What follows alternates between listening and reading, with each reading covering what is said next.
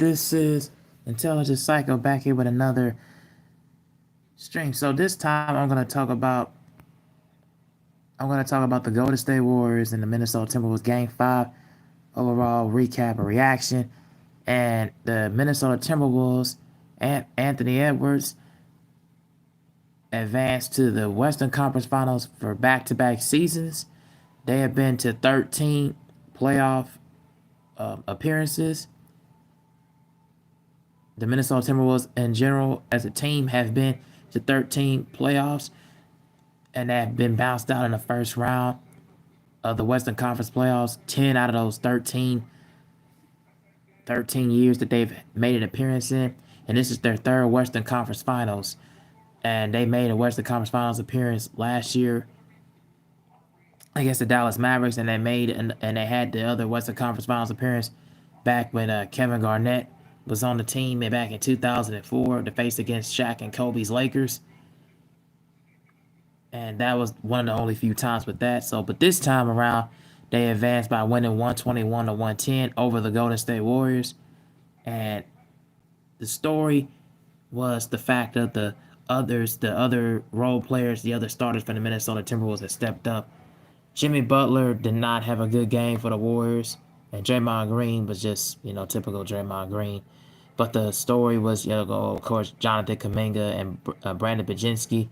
Steph Curry did not play. He had a hurt hamstring. He was out for the remainder of the series. He injured his hamstring in the second half. Towards the end of the first half in game 1, and he did not return for that remainder of that game, so he's been out for the rest of the series, so he was sitting on the sidelines. So the Timberwolves had got very good, strong play from Julius Randle. He led the way with 29 points. Mike Conley, he had 16, and Dante DiVincenzo and Jaden McDaniels. All 6 Minnesota Timberwolves players were all in double figures. They completely had a great night. And pretty much the story of that game was pretty much how you didn't have to have an awesome game for Anthony Edwards. He pretty much had a double-double. He had the career high 12 assists, but he didn't really have the kind of game as far as like scoring wide, scoring low, because everybody for the Timberwolves has stepped up. And I said this before to a friend of mine on the phone the other day. The team that probably be the scariest team to look forward to look out for, I would say more than likely is the Minnesota Timberwolves, because they are a team to me that is a force to be reckoned with. And the reason why I say that is because they have the dynamic play of Ant-Man, and of course with Randall feeding him in the post like old school style, big man style, getting into the basket, having a post moves, having post moves, able to go up and double up against other big man his size, and pretty much dominating like old school ways like they used to do back then. So I really just think that was just a thing of attrition, and also the young legs, because Minnesota, I believe, is probably like the fifth youngest team in the NBA. They have a few veterans there that have been there for a while, but I think the Timberwolves are very young. They're probably one of the youngest teams in the league, and they're one of the 5th youngest teams in the league. And so they just got so much legs, so much attrition, so much durability and energy, and they completely just carried that energy all the way throughout, and they made it so much abundance. And they shot so well from the field. They shot over 50-some% from the field. They able to move the ball and have much better spacing. They also just completely, from what I saw, gathered the whole crowd and Target Center all over. And to me, they have been the teams that, from what I've been watching overall, not just throughout these playoffs, but throughout the entire regular season, to look out for, because they have good ball movement. Anthony Edwards, offensively, he's, kicked it into another gear, in my opinion, from what he did last season. And I believe just overall with Julius Randle and Dante DiVincenzo from the trade with Karl Anthony Towns, they made the trade overall the past offseason. They're making that trade look very, very good and very, very strong. and it shows to me that they still have a lot left to go in the tank, and they're gonna be a problem for whoever they play, whether it be the OKC Thunder or whether it be the Denver Nuggets. They come back and win Game 6, and then end up winning Game 7. If they do that, if they do so, but it's gonna be a thing to me where whether we're gonna see both teams, both squads have a X factor that's gonna push them over the top. And to me, you gotta really look at you gotta really look at if you're the Timberwolves, you're gonna get at least about three, possibly if not 3 days of rest. And also looking at it from a standpoint of your body is gonna be very, very your both all your guys' bodies, mainly for the Timberwolves, body's gonna be young, it's gonna be fresh, and it's still gonna be motivated. And when they're gonna and whoever they're gonna face, whether it be the Thunder, it's gonna or the Nuggets is gonna give them a challenge. Definitely gonna give Joker a challenge if they end up facing them, and Jamal Murray gonna make them work to earn their points. And then for the Thunder, it's gonna be opposed a problem and a threat because I don't know if the Thunder have a lot of guard play or even a lot of guarded play that's gonna slow down Anthony Edwards, or guard play that's gonna really hand up and get open shots from Mike Conley, and as well, and then and once Dante DiVincenzo when he comes off the bench, how much it's gonna do that well for them. So they're gonna be a team that's gonna be a force to be reckoned with, and if I'm a lot of opposing threats in the Western Conference, I would be very scared and very very enlightened and very heightened hyphen off of the fact that they could be a possibility, it could be an out for anybody right now. So I wouldn't be so abundantly I wouldn't be so abundantly keen if I was them to try to come out with something else. So for me, if I'm the Timberwolves, I'm definitely gonna be well rested and well suited and well vets, and they're gonna be one of those teams that's gonna just be on the come and be on the rise, and they can finish in transition very well. They can finish the transition very well.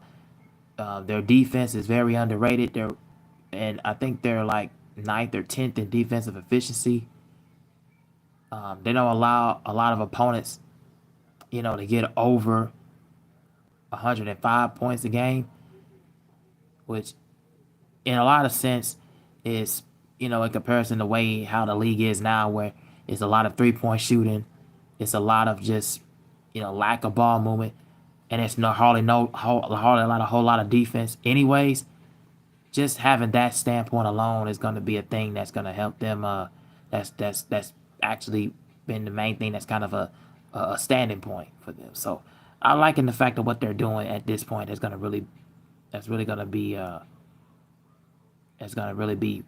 thing for them. That's going to really push them over the limit. So don't count them out. They could have a shot at going or possibly going to the finals, but just never. You never know how they're gonna. You never know what kind of performance they're gonna bring and what they're gonna bring at the end of the day. So that's gonna be something to look forward to, and I can't wait to see it. So that is my overall recap for that game. Let's talk about the Knicks and Celtics last night. So I'm gonna talk about this one real quick. So the Celtics won by the score of 127 to 102. They completely dominated this game, and it turns out before I even get into the game, break it down. So I'll give you guys a quick update on Jason Tatum. So it seems from what I've heard and what I saw from ESPN.com and the airwaves online, and also what I read in some articles from Bleacher Report and SB Nation, that Jason Tatum has suffered a rupture Achilles, suffered a torn rupture Achilles. So he's gonna be out for a significant amount of time. And the Celtics won last night because, and in spite of what happened with Tatum, and is an inspiration for him, motivation factor. And they held the Knicks pretty much below their field goal percentage, at least around 41%, which was absolutely atrocious on their end. They did not have a shoot. They did not shoot the ball well at all last night, and they think they only shot like 22% from the 3-point line. That was horrible, absolutely horrible. The one main guy that was the leading scorer was Josh Hart. He had 24 points. Cat did not have a good game. Jalen Brunson did not have a good game. You can look at the stat line and see, even though that both of them were in double figures, that still didn't mean much in anything, and everybody else did not contribute the way they should. OG and Mikal Bridges were pretty much a no-show from last night's game. And the difference was Jalen Brown and Derek White for the Celtics were pretty much the absolute balling. And also Luke Cornett came out the bench, and got into the actually was rotated into the starter lineup. He was in double figures with 10 and 9 rebounds, and also had 7 block shots. His defense was tenacious and ferocious. It was all over the Knicks last night. They completely obliterated them. Jalen Brown, he had to step up and garner through, a tough outing. He had went down on a couple of falls and a couple of falls on the court. Was grimacing at his knee and was grimacing at his leg, but he's still tough to do it and play through it and play it out. Derek White had 34 points and he was just unbelievable from the 3-point line. And the ball movement for the Celtics was absolutely amazing. The thing is with them, they had that Celtics pride, ride or die. They're the defending champions. They're gonna go down swinging. They're not gonna go down without a fight. And if you're the Knicks, you have got to close it out in Game 6. If you don't close it out in Game 6, that's gonna be a huge problem. That's gonna be a problem for them, and I don't think they're gonna be able to overcome it if they have to go back to TD Garden in Boston. That's gonna be a huge problem for them. And for me, I would not want for the Knicks. You got to close it out. This is the game you got to close it out in. Not necessarily talking about Game 5, but they got to close it out in Madison Square Garden in Game 6 because they did not come with any kind of offense. They did not have no momentum. They were missing a whole lot of easy non-contested shots, and then they were missing contested shots. They were missing both at the same around in a similar vein. So they just did not come with no kind of emotion, but no kind of guts, no kind of glory. So that's what I saw last night. They just looked like there was little to minimum to no effort. They came in happy. They came in pretty just ecstatic with no kind of game plan, no kind of strategy. Whereas the Celtics came in and they just dominated from tipping point from the beginning to the end. And Porzingis, looking like he was not ever gonna be involved in the action because he just did not come through and step up with any given fashion. Salute to Al Horford though. He was in double figures, played 24 minutes and gave him some big timely shots, some timely buckets. Drew Holiday's defense, tenaciousness, and Peyton Pritchard also coming off the bench and having a good spark as well. Watching the game last night, yeah, you saw that the Celtics ball movement, rotations, the switches, everything just felt natural, felt right last night, and you can just tell that they was just all over it, all the way around. So that was my thing that I saw and I paid attention to and watched. Definitely something that gave me a room to cause to pause and say, hey, could they give it a fight? But I think the Knicks will probably close it out in Madison Square Garden on Friday, I believe, and that's gonna be a thing that's gonna help them out and bowl them out well. So yeah, that's my thoughts about what happened last night between the Knicks and the Celtics. I just think that the Celtics, the defending champions, they just play with a whole lot of pride without Jason Tatum, and it shows they're 10-2 without him. You know, throughout this season and throughout the times when he was out with sustaining injuries, they've proven that they can win without him. Also, they can win with him as well. So, in spite of him as well. So that kind of just shows you the team, and it shows you that they still had a lot of fight left in them. They had a lot of fight left in them. So yeah, that's my thoughts about last night's game between the Knicks and the Celtics. Tell me what you guys think down in the comment section. And yeah, that's all I got to say about that game.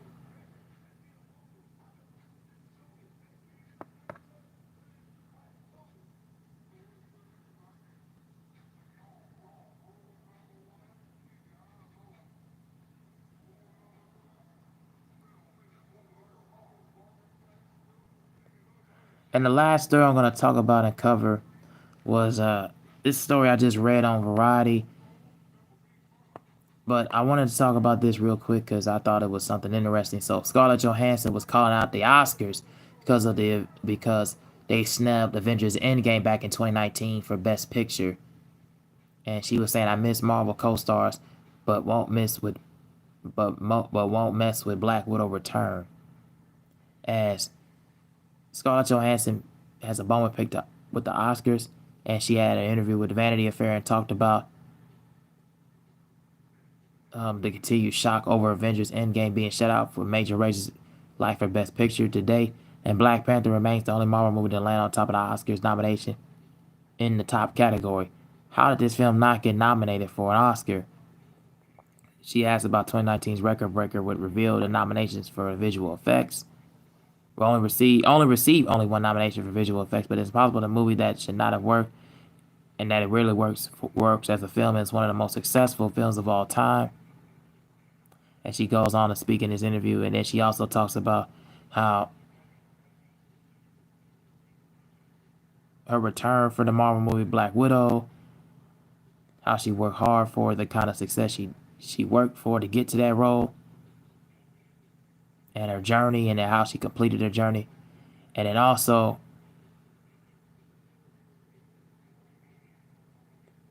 her showing up as a presenter earlier the year for alongside her Eleanor the Great, leading lady June Squibb, and Johansson had another bone to pick with the 2025 ceremony. And why was it so long? The actor actually also said in an interview that movies are so long now, they're too long, don't you think so? And it feels like a chore.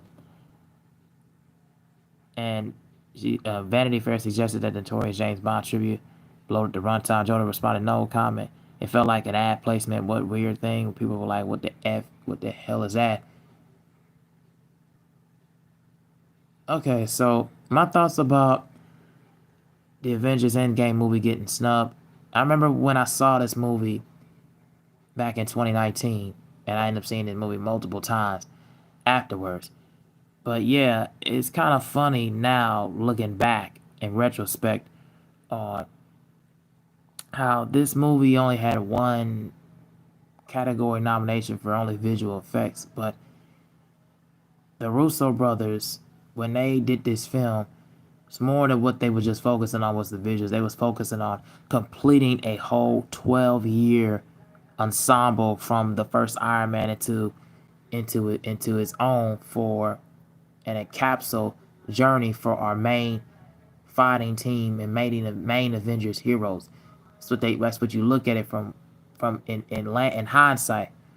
Once I was getting done, once you got done watching it, and not only just for the sure of entertainment, but also completing the journey for Natasha Romanoff, Black Widow, and Scarlett Johansson's input on it. So it just seems to me that the Oscars became over the years, at least for the past couple of decades, if not maybe 3 decades, more of just like the movies that they and the people who are getting these publications for whoever is like voting in these categories. It's their job to watch these movies, and it's not only their job to watch these movies, it's their job to really pick and to choose what film, not necessarily just popularity wise, but what is the best, but what is in their mind and what is in our minds also as the audience goers, the movie goers, for the best film possible. And I don't really think they're doing that over the years. I really feel like they're making this more to, an agenda. I really feel like they're making this into more of like just an overall, just what they feel like is their own version of of best movies, and only to doing it to appease a certain crowd, to appease a certain audience, and to appease a younger audience as well. And nowadays you also feel like a lot of people complain about certain movies that are being made, you know, stories that are told that are also too long runtime. They're too boring. Like I can't get into it. But it's like that's what the movies are for. Like, especially if you read a novel, or especially if you read like a chapter book, they're meant to tell this story in a way that shows an origin story of their origin take of the mission that they set out to task and the mission that they set out to accomplish and the goal that they end up having to complete. And with Endgame, looking to try to find the Infinity Stones is mainly, and also reoccurring and going after Thanos and trying to oversee the past events of him wiping out the population. It's pretty much what the movie was intended upon. And for me,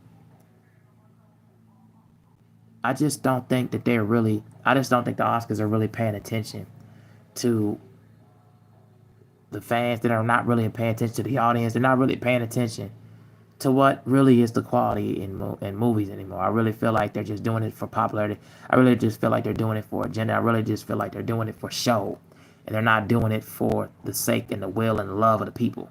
And you kind of just see that overall, just how they treat how they treat certain films and how they snub films, how they snub not only just the comic book movies, but even the horror movies in these categories as well that don't get no love for Best Actor, Best Actress. And we also saw that with Demi Moore not getting the Best Actress in a leading role for the movie The Substance. Because the Oscars is not really paying attention to this stuff. They're not really paying attention to who in their mind is playing the best character to playing the best performance. And that just really just is sad on their part. And it really is pathetic on their part because, these actors work very hard. These actors and actresses work very hard in these roles. And they work hard in these roles and work with the timeless and the bone and the effort. These filmmakers work timeless to the brink and work to the bone to really like get recognized, to get acclaimed, to get acclimated, to get acclaimed, to really get recognized for, accomplishing something that was their dream, that was their goal. And the fact that you don't recognize that is just insanity to me. And the fact that you always got these changes with these categories, and also with having an agenda set for having an agenda set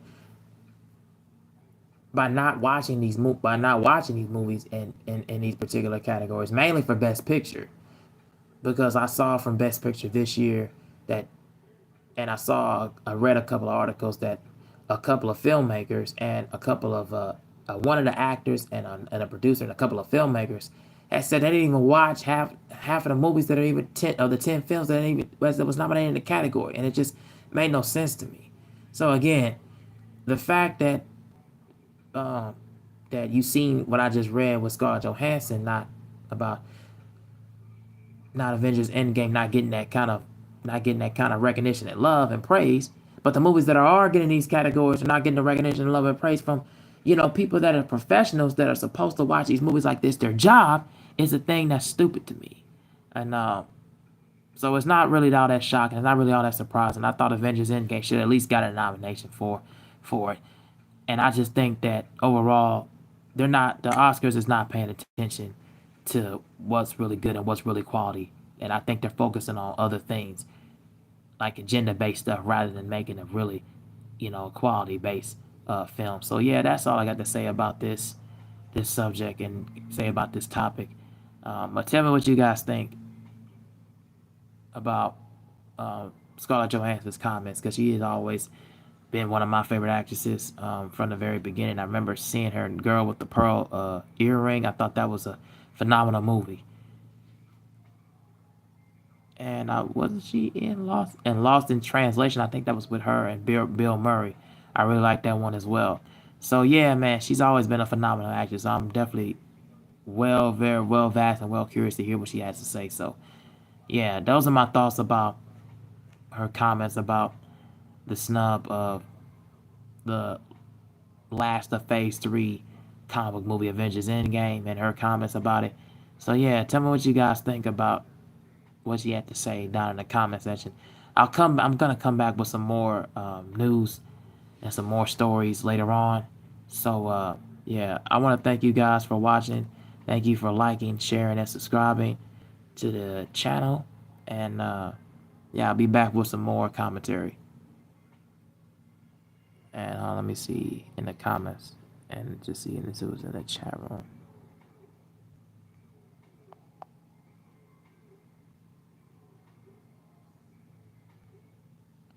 Yep. All right. Thank you guys for watching, and I am out of here. I'll be back for more news stories.